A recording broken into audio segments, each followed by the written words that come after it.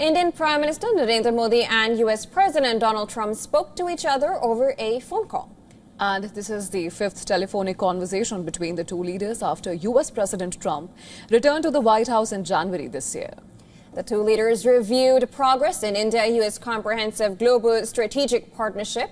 They also engaged views on expanding cooperation in trade, critical technologies, energy, defense and security. Both the leaders agreed to work closely to address shared challenges and advance common interests. Prime Minister Modi took to X to inform about the phone call. He said, and I'm quoting him here, "Had a very warm and engaging conversation with President Trump. He reviewed the progress in our bilateral relations and discussed regional and international developments. India and the U.S. will continue to work together for global peace, stability and prosperity." The phone call comes amidst a crucial moment in bilateral relations. Negotiations for a trade deal between New Delhi and Washington are currently underway. A U.S. delegation led by Deputy Trade Representative Rick Switzer is already in India for trade talks. During the call, both Prime Minister Modi and President Trump underlined the importance of sustaining momentum in shared efforts to enhance bilateral trade.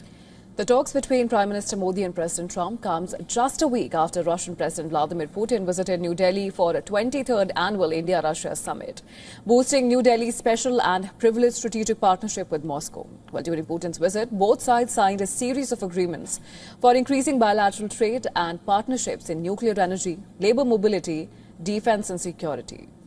Now, New Delhi has been walking a diplomatic tightrope ever since the U.S. imposed a 25% additional tariffs on India for buying Russian oil.